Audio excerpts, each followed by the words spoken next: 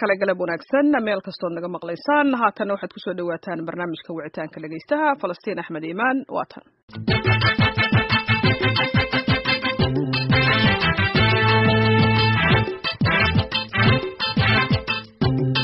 waxaan wanaagsan dhageystayaal ku soo dhawaada barnaamijka wicitaanka dhageystaha waxaa marti inoogu ah wasiirka cadaaladda Soomaaliland Cabdiqani Maxamuud Caateeye wasiirka waxaan wax ka weydiin doonaa isla markaana ay dhageystayaashana soo wici doonaa ay ka weydiin doonaan arrimaha cadaaladda Soomaaliland iyo xarigyo maalmihii ugu dambeeyay loo geystay dad reer Soomaaliland ah marka ugu horeysa wasiir ku soo dhawow barnaamijka wicitaanka dhageystaha su-aasha ugu horeysan rabo inaan ku weydiiyo waxa ay tahay muxuu ku saleysan yahay hanaanka cadaaladda Soomaaliland si gaar ah haddaan ku weydiiyo muxuu yahay xeerka ciqaabta oo aad ku saleysaan waa maasata walaal Falastiin guud ahaan nidaamka cadaaladeed ee dalka Jamhuuriyadda Soomaaliland waxaa qaabeeyay dastuurka Jamhuuriyadda Soomaaliland marka ugu horeysa oo hay'ado kala duwan mid walba waajibaad gaar ah siiyay sida garsoorka oo ah maxkamadda xeerlaalintii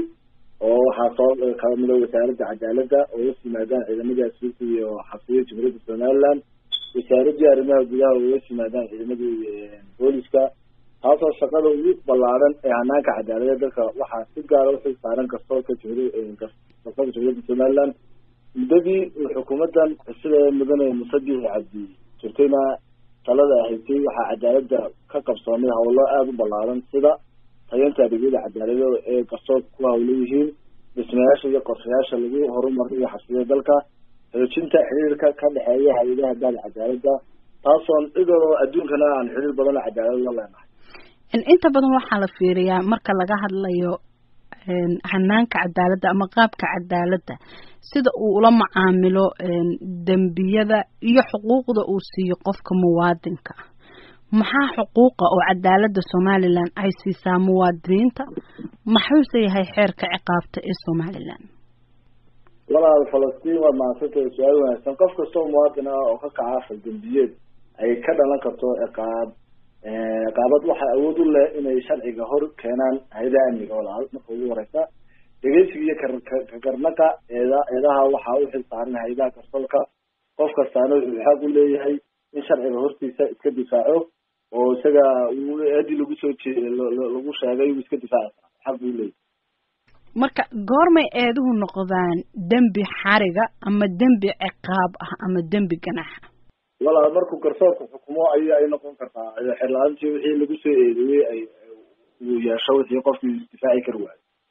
garsoorkuna ku qanco walaal mudane wasiir waxaa jirta in maadaama nidaamka hadda Soomaaliland uu yahay mid dimuqraadi ah oo dadkana ay soo doortaan cidda hogaaminaysa haddana mararka qaar waxaa moodaa in xuquuqihii aasaasiga ahaa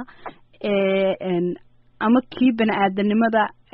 ama kii caalamiga ahaa meelaha qaar ay ka maqan yihiin oo qofka muwaadinka ah loo xiri karo fikirkiisa ama meelo uu tegay ama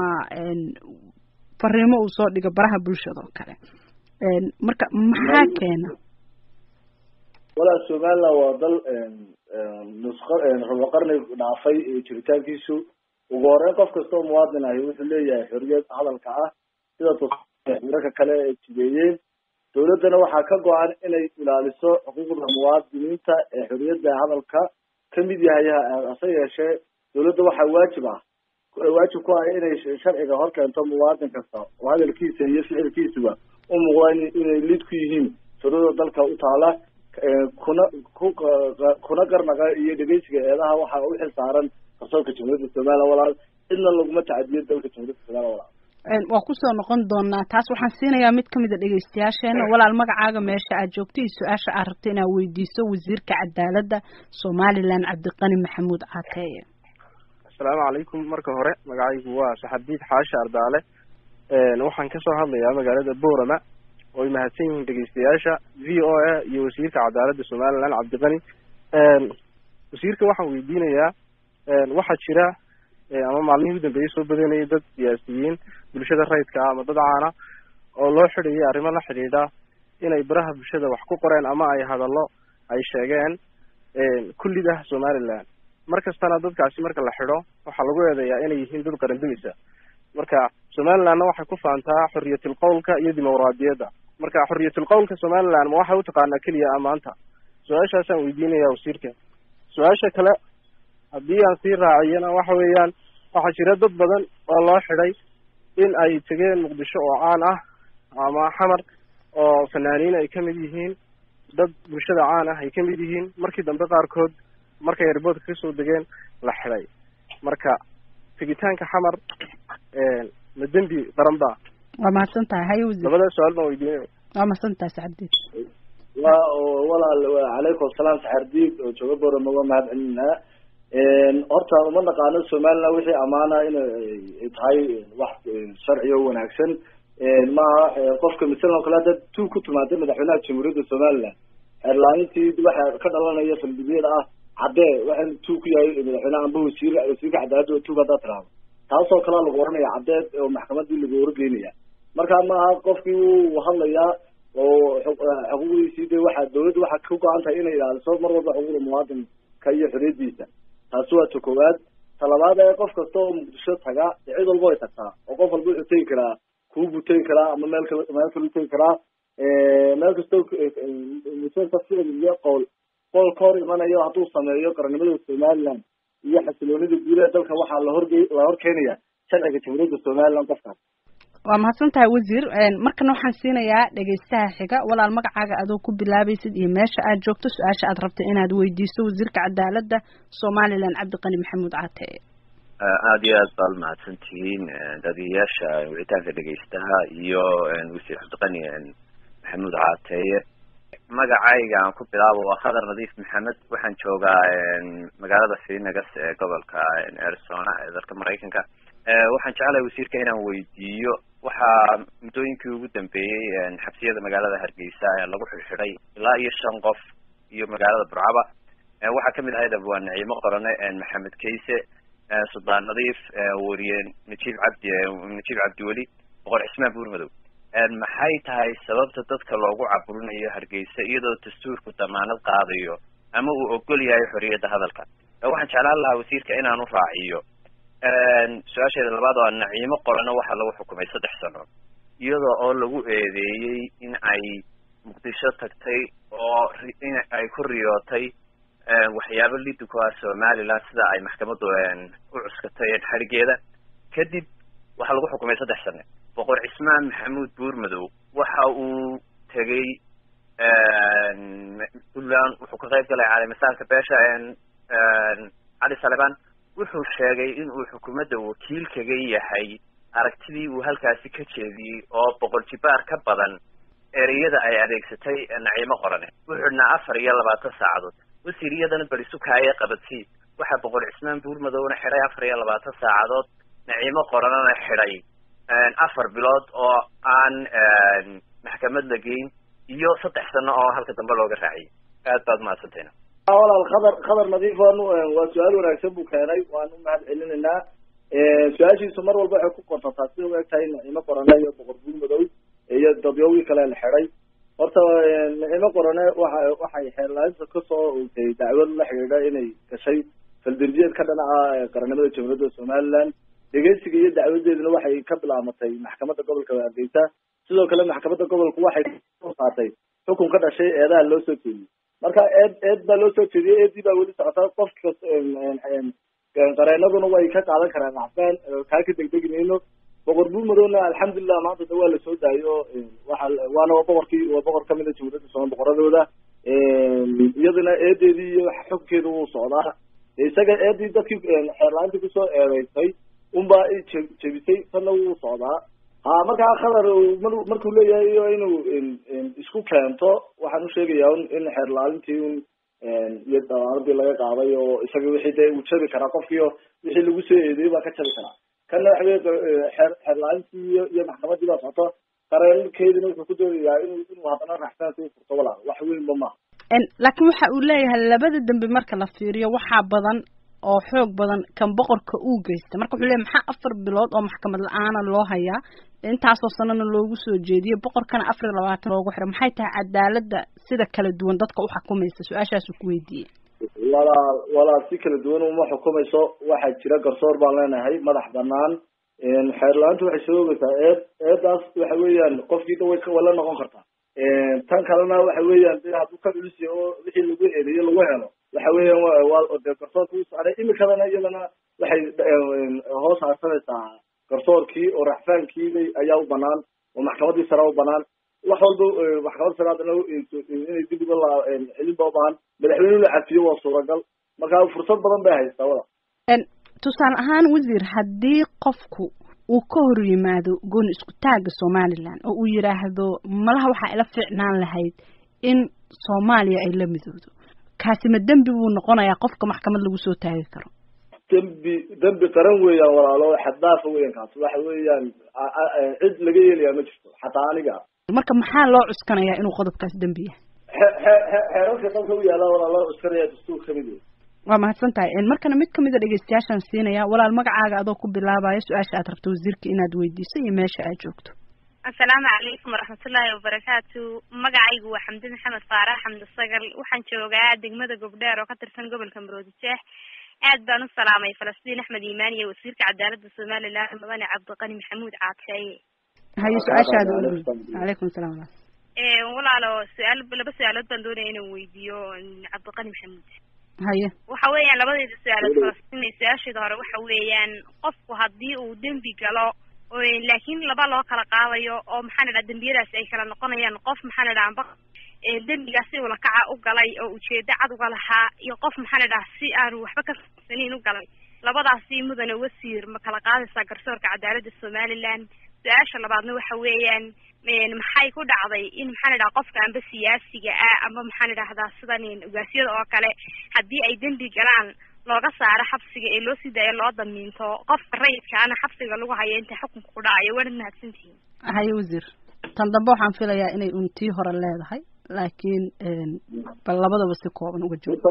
horta walaal dembi waa dembi, qofku amba si uu lakaca ha u galo amba si toosaba ha u galo. taasaa jawaabta guud waa saas maa leeyahay. tan kalena waxay ahayd ha wasiir, su-aasha kalena waxay ahayd haddii dembiyada midna uu yahay mid ku talagal ah midna uu yahay mid aan ku talagal ahayn sidee loo kala saaraya?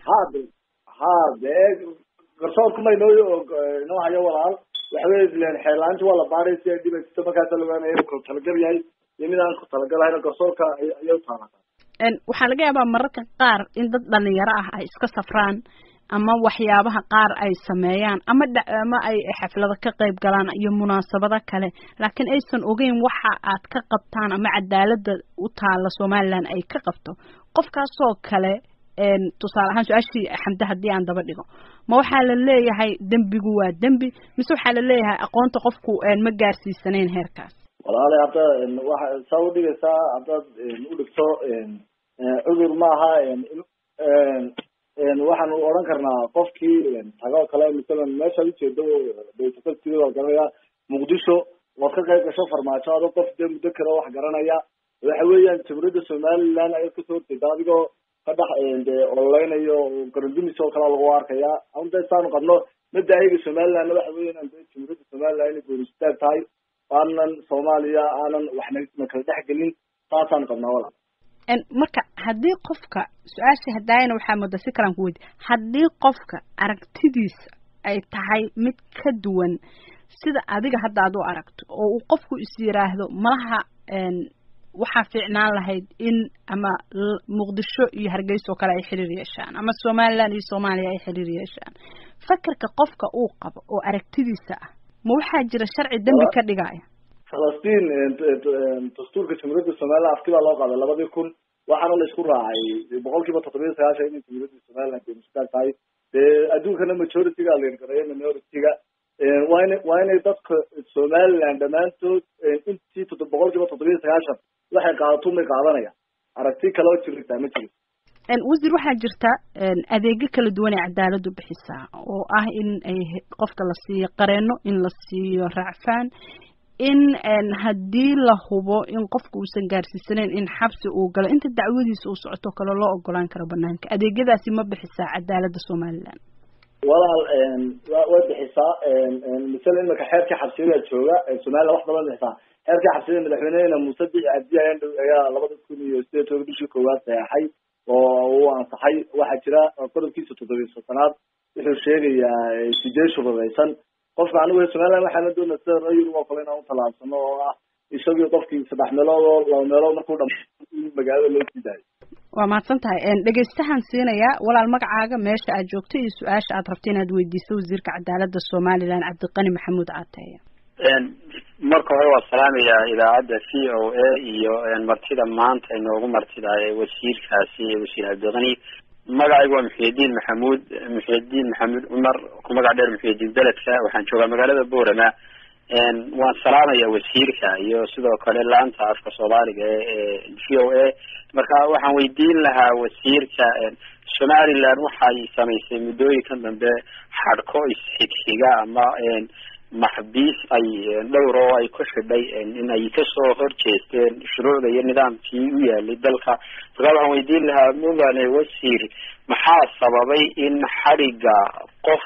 yidhi hadal yar oo kooban oo aragtidiisa uu ku cabiray ama